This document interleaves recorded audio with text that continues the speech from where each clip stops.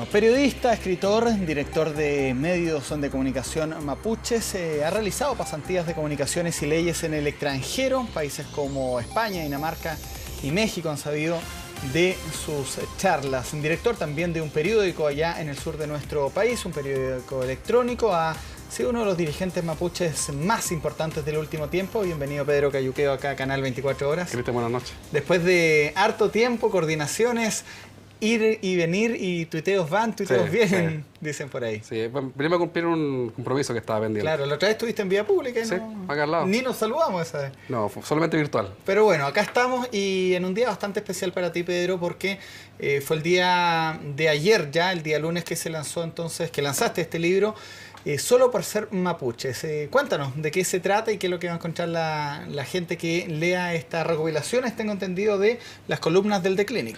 Sí, hay 2 años de publicación en medios, básicamente en el Clinic, y son columnas de opinión y crónicas que tratan de reflejar un poco lo que es hoy día la vivencia mapuche en distintos planos, no solamente el conflicto. Yo siempre he planteado y he defendido la idea de que caricaturizar el tema mapuche solamente en el conflicto es un error, y qué mejor que un periodista mapuche que pueda plantear otra visión del tema con sus aristas que son culturales, económicas, sociales, políticas, y que trascienden un poco la caricatura de la protesta y el reclamo que está presente en los medios. Claro. ¿En qué momento ya empiezas a gestar este libro? ¿Cómo nace? Porque me imagino que lo primero son las columnas, pero hay un momento ya que van más de 100 columnas que tú dices, bueno, esto también podría traducirse en un libro. ¿Cómo se gesta esto?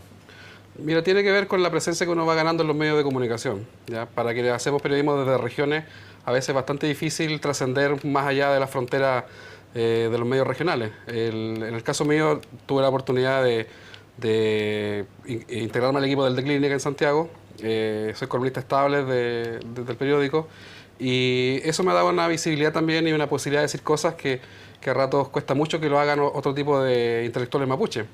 Además, porque el perfil mío es bastante distinto.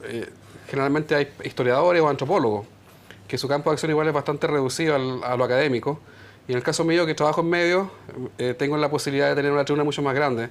Yo creo que en la medida que fuimos publicando constantemente, toda la semana, de hecho, publicando columnas a ratos en distintos medios, porque también escribo en El Mostrador y en El Post, se fue gestando esta idea un poco del mapuche ilustrado que escribe. ¿Ya? Que mucha gente empezó a como sorprenderse de que hubiera alguien opinando en medios. Y eso gatilló también el interés de la editorial Catalonia de un poco investigar mi trabajo, lo que yo estaba haciendo, y de plantearme la idea de condensar este material de 2 años en un libro que viene a ser también la culminación de un proceso mío también como profesional. Perfecto. Leía la presentación de prensa que hace Catalonia del libro y destaqué algunas palabras. Juicios, huelga de hambre, muertos, acusaciones de terrorismo. Los mapuches son más que eso. Mucho más que eso. Yo siento igual que en el caso de este primer libro, porque va a ser el primero de varios que probablemente van a venir, qué bueno. Siento igual que cierro una etapa. Me ha tocado durante mucho tiempo retratar el conflicto. Y como te decía, esa imagen caricaturizada del mapuche conflictivo, igual es algo que ya me genera una incomodidad. Yo soy periodista, trabajo cubriendo la información que sucede en la zona mapuche en el sur, y te puedo decir que existe una necesidad tremenda de mostrar otras aristas del tema, que trascienden, como te decía, la crónica roja. Este libro, lamentablemente, si yo pudiera hacer una autocrítica, que a veces es muy buena que la hagan los autores, todavía se centra mucho en el conflicto, ¿ya? Porque es una etapa mía de escritura básicamente de coyuntura informativa, que está cruzada por las huelgas de hambre, está cruzada por los conflictos de tierra, está cruzada por persecuciones también que son judiciales, y también por la voz de dirigentes. Yo tampoco podría, digamos, hacerme el leso y no dar cuenta de que existe hoy día una conflictividad, y que esa conflictividad también requiere espacios para ser visibilizada. Pero me da la impresión también, Pedro, que aparte de dar la opinión tuya en torno a estos conceptos, también cuentas un poco el origen. Porque, a ver, ¿cómo lo llevo a lenguaje televisivo? Cuando uno presenta una nota en televisión de cierto conflicto o cierto hecho puntual de la crónica roja en el conflicto mapuche, las notas de televisión se reducen a 1 minuto y medio. Sí. Pero me imagino que hay una historia detrás también. Claro, hay un contexto. Yo tengo la posibilidad de explicar ese contexto. Y eso lo haces en el libro. El libro es bastante pedagógico. Ya. Yo creo que una de las características de mis columnas, de un tiempo a esta parte, tiene que ver con hacer pedagogía. Yo hoy día le concedo incluso al chileno común y corriente que no tiene muchas razones para entender la demanda mapuche. Incluso ni siquiera tiene muchos argumentos para poder apoyar esta demanda, que es una demanda también democrática y que es una demanda también bastante justa y legítima. ¿Por qué? Porque no ha sido educado en la interculturalidad, no sabe lo que sucedió en este país hace muy poco tiempo con nuestro pueblo. Entonces hay que hacer la tarea de, yo le digo medio en broma siempre, hay que evangelizar, hay que hacer mucha pedagogía, explicar una, dos, tres veces lo que pasó aquí, lo que está pasando hoy día, y también atreverse a reconocerle al otro que también puede tener algo de razón también. Creo que eso es muy importante para avanzar en un conflicto. Me están llegando ya las preguntas de Twitter, pero mientras te escuchaba pensaba, entonces, esta evangelización que dices, o esta explicación del conflicto tuya, es del hecho más reciente. Por ejemplo, nos podríamos remontar en el tema mapuche a la época de la conquista, a los españoles cuando llegaron, como dice el Claro. chiste del flaco. Sí, pero fíjate que con los españoles, yo en una columna lo publiqué, un 12 de octubre la escribí, ¿Ya? y fue bastante polémica porque yo en esa columna le pedía disculpas a España. Y mucha gente no entendió por qué yo le pedía disculpas a España.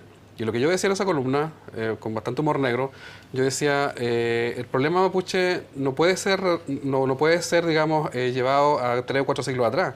Con España hubo una guerra, hubieron parlamentos que intermediaron en esa guerra, hubieron 3 siglos de relaciones diplomáticas con España, con el Reino de España, y que desembocaron finalmente en un conflicto que los mapuches tuvimos en el siglo XIX en Chile y Argentina con la República.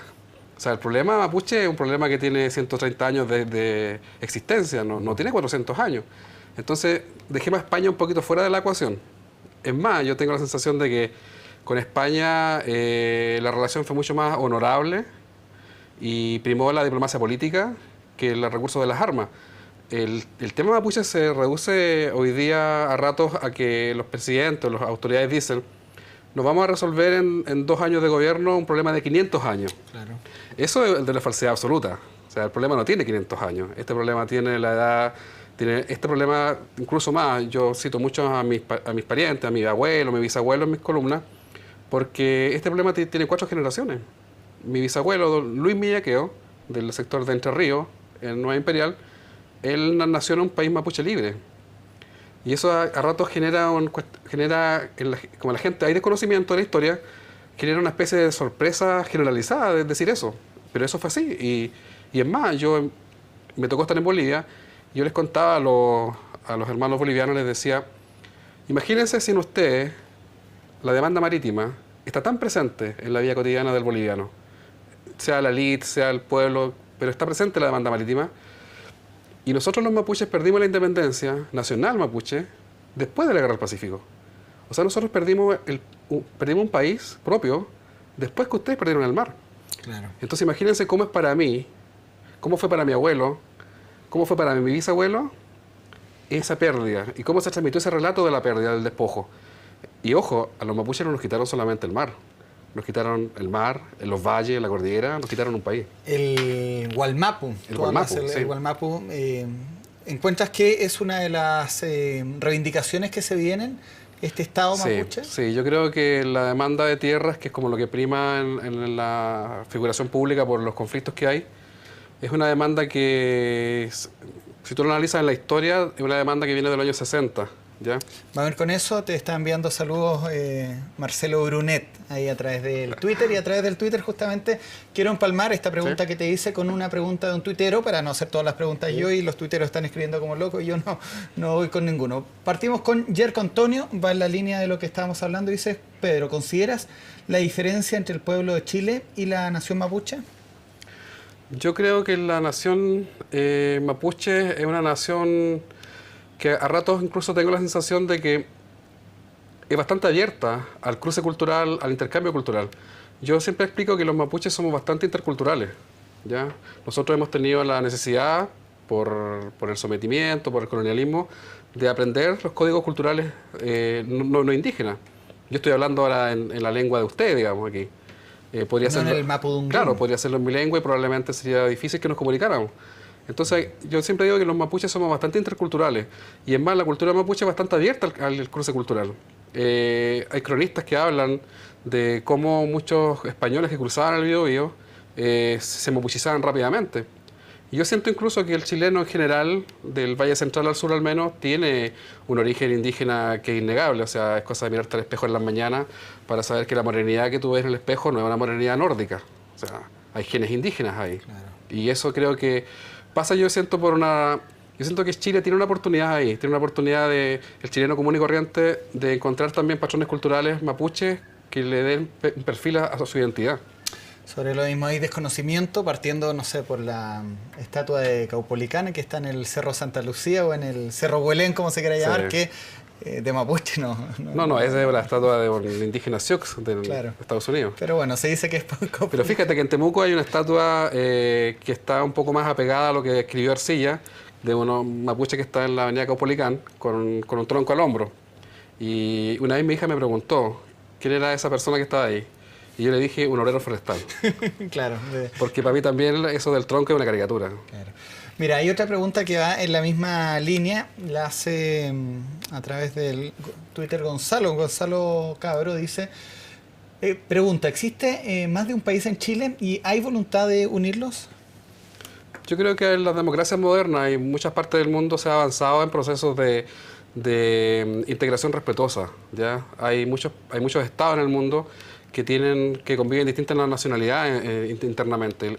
El caso español es un caso muy paradigmático. Tú tienes varias nacionalidades conviviendo en un marco estatal que garantiza el reconocimiento de derechos, el reconocimiento de derechos lingüísticos, económicos, políticos también.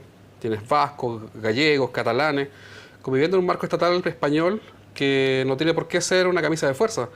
Chile siempre plantea esta idea de acceder al primer mundo, de ser parte de ese club de los países, entre comillas, desarrollados.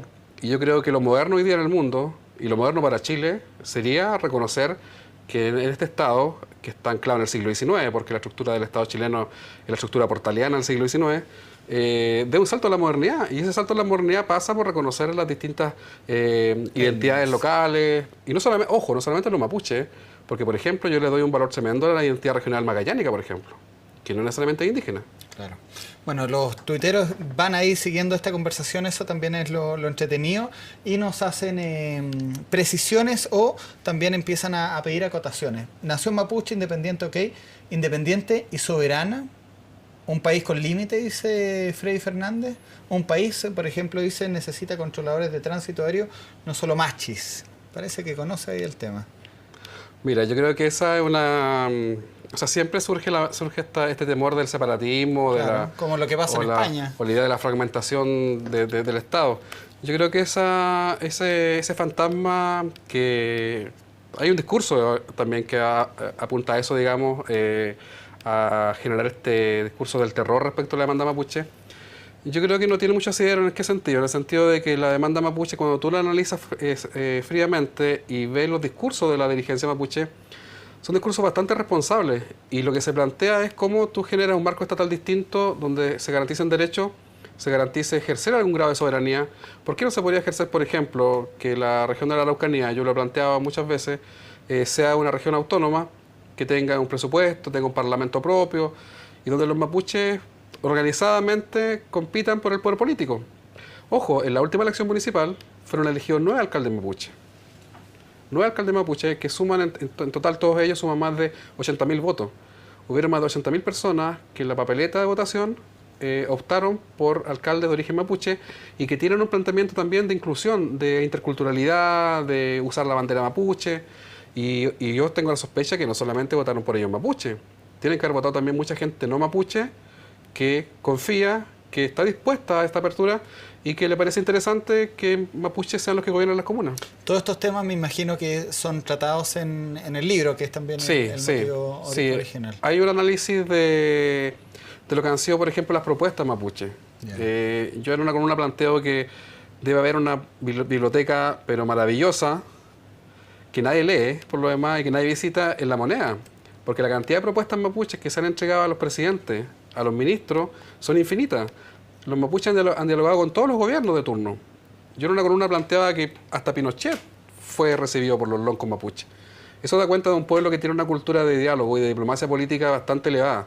Y que yo tengo la sensación de que no ha existido una contraparte a la altura, lamentablemente. Vamos con las preguntas porque a medida que las vamos mostrando empiezan a llegar, se multiplican. Así que cumplimos con Javier Olave, que habla de un convenio que no muchos conocen, pero que es muy importante, el convenio 169. ¿Qué opinas de este convenio suscrito por Chile y la interpretación que ha dado el Tribunal Constitucional y la Corte Suprema? Bueno, el convenio llega a Chile con 20 años de retraso. Yo no sé si por la distancia que está tan lejos Chile del resto del mundo, que este tipo de convenio llega tan tarde acá. Pero este convenio tiene 20 años de retraso en Chile, fue ratificado en 2007. Es una herramienta muy útil para mediar muchas veces entre intereses de proyectos empresariales o de estados y comunidades indígenas. Una de las herramientas más útiles que tiene este convenio y que es muy utilizada en muchas partes del mundo es el tema de la consulta. ¿Ya? Que la ciudadanía pueda ser consultada respecto de proyectos que le afectan en sus territorios, a nivel cultural, social. Ahora, el derecho a la consulta yo incluso siento que es un derecho incluso hasta ciudadano, hasta democrático. O sea, yo homologo la consulta a los pueblos indígenas a lo que, por ejemplo, podría ser el plebiscito a nivel de los barrios, por ejemplo. Y ojo que a veces se caricaturiza, el empresariado caricaturiza esto y dice, a ver, pero ahora vamos a tener que consultar todo. Y yo siempre doy este ejemplo. Cuando un alcalde del Barrio Alto va a instalar un mall o un cine gigantesco en un barrio residencial, te aseguro que no lo hace jamás sin consultar a los vecinos. Hay una consulta previa. Es lo mismo entonces. En el lanzamiento del libro estaba el diputado Arenas, Sí. De la región. De la zona roja. Me llamó la atención Sí. su presencia. Lo invitamos a Gonzalo por dos razones. Una, porque es parlamentario por la zona, Ya. de la zona de Arcilla, una zona muy golpeada y muy también estigmatizada. En segundo lugar, porque él fue presidente de la Comisión de Asuntos Indígenas del Congreso, por tanto tiene bastante conocimiento del tema. Y también en tercer lugar, porque él representa también una visión desde las autoridades hoy día que están en el gobierno. Y la visión que tiene el diputado Arena a ratos va contracorriente igual de lo que plantea el mismo gobierno respecto al tema de Mapuche. Ya. A nosotros nos sorprendió hoy día en el lanzamiento del libro, porque él se mostró bastante abierto a ideas como nación mapuche, autodeterminación, autoeconomía regional, participación política mapuche, y fustigó muy duramente a discursos que hablan de conexiones subversivas o este tipo de senadores de su misma coalición de gobierno que han planteado la idea de que están las FARC en el conflicto mapuche. Senador Espina. Sí, a nosotros nos parece muy interesante que un diputado como Gonzalo Arenas, con el cual tenemos abismo de diferencias políticas en nuestros temas, se atrevan a plantear estas cosas. Sí le dijimos, y nos parecería muy interesante que él, además de decir esas cosas tan bonitas que dijo en el lanzamiento del libro, fuera capaz también de decírselas a gente de su sector. Mira, sobre lo mismo y también siguiendo la línea del Twitter de lo que estamos hablando, de la presencia de Arenas, Claudio Rubilar amplía un poco esta pregunta que yo le hacía a Pedro y me dice, ¿qué papel juega la clase política en general en este conflicto? Y le pone entre comillas a propósito mapuche. Yo creo que la clase política está en deuda con el tema mapuche, no solamente la clase política actual. Yo siento que hay varias generaciones de políticos en este país que se han farreado la oportunidad de resolver, ojo, el principal conflicto que ha cruzado a toda la vía republicana de Chile. El tema mapuche ha estado presente en toda la vía republicana de Chile. Todos los gobiernos de turno en Chile han debido lidiar con el movimiento mapuche organizado. Yo contaba en una columna que ni siquiera el presidente Allende se salvó de que los mapuches se movilizaran durante su mandato. Y hace poco en el Festival de Cine de Valdivia me tocó presentar una película de Raúl Ruiz que relata un poco lo que fue el Cautinazo. Y el Cautinazo fue una gran movilización mapuche que tuvo lugar en el año 71 y que en el fondo fue una rebelión mapuche contra la reforma agraria y para agilizar ese proceso. Y que el presidente Allende tuvo que ir a Temuco a pedirles por favor a los mapuches que dejaran de movilizarse. Entonces, ¿qué quiero decir con esto? Quiero decir que este conflicto ha cruzado toda la historia republicana de Chile y yo siento que no han existido líderes políticos a la altura. Ahora, si la clase política no va a cumplir su rol y esto va a ser judicializado y va a ser llevado a tribunales, entonces jubilemos a los políticos. sobre lo mismo y ya vamos a hablar sobre el nuevo ministro del Interior también. Me gustaría que me dieras tu opinión sobre eso. Pregunta Javier Alcamán. Alcamán dice, ¿cuál podría ser una buena señal de parte del gobierno o de algún gobierno que venga para poder solucionar entonces el conflicto? ¿Cuál sería un buen punto de partida? Yo creo que hay que volver a situar el diálogo político por sobre otras estrategias que están bastante ya agotadas en este país. El tema mapuche se ha abordado siempre de dos visiones, desde dos paradigmas. Uno, el enfoque pobreza, que reduce el tema mapuche a gente pobre que requiere asistencialismo del Estado, ¿ya? Y que, ojo, nos transforma en clientela electoral muy obediente por lo demás. Y en segundo lugar, el enfoque de seguridad pública, que es la gran batalla que tiene Mideplan con Interior. Mientras el ministro Lavín, desde Mideplan, con el enfoque pobreza, trata de invertir recursos y él dice, digamos, apoyar a las familias que están empobrecidas en la zona sur, el ministro Hinspeter, el ex ministro Hinspeter, claro, lo veía como un problema de seguridad pública. Yo siento que hay que situar nuevamente el tema en su real dimensión política e histórica. Y eso pasa porque las autoridades, no sé, yo no soy dirigente, pero sí puedo plantear que... Pero era una voz reconocida cuando hay que... Claro, pero yo quizás sí podría plantear de que, como he cubierto el tema y conozco bastante a la dirigencia mapuche, yo estoy seguro que existe una dirigencia a la altura por el lado mapuche, de poder dialogar con el gobierno. Ahora, la gente también está cansada de los monólogos, porque muchas veces han hecho diálogos que han sido monólogos. Entonces, igual el gobierno podría dar señales, por ejemplo. Ahora, ¿qué señales se pueden dar?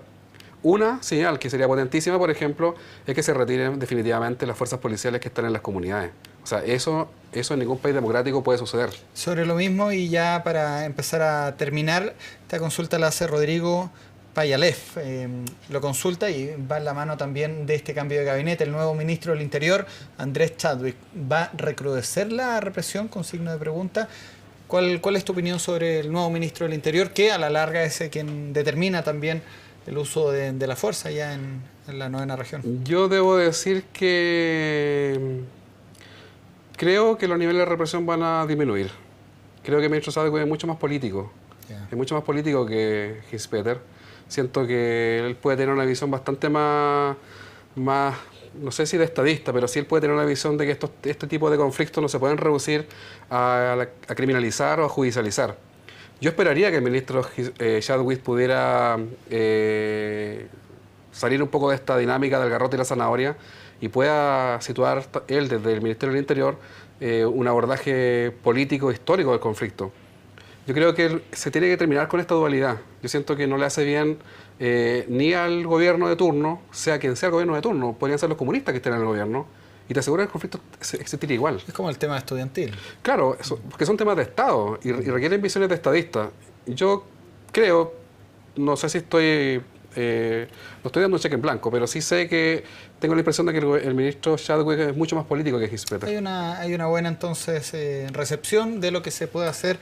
Todo comienza ya, o comenzó con un par de horas, hay que ver cuáles son los primeros pasos. Ahora, Hinspeter en defensa, no sé, me preocupa.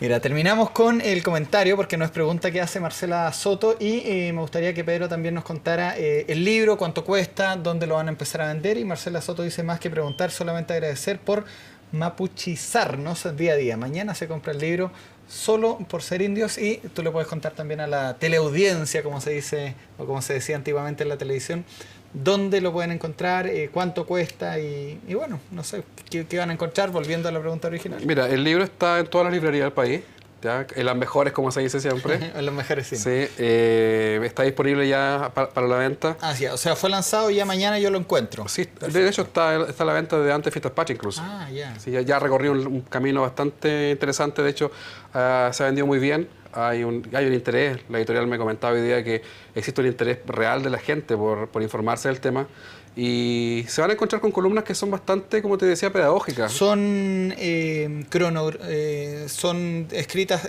o puestas también en esta idea por tiempo? O sea, uno va sí, hay una línea de tiempo que parte desde el fin del gobierno de Bachelet y toma los 2 años de gobierno de la Alianza.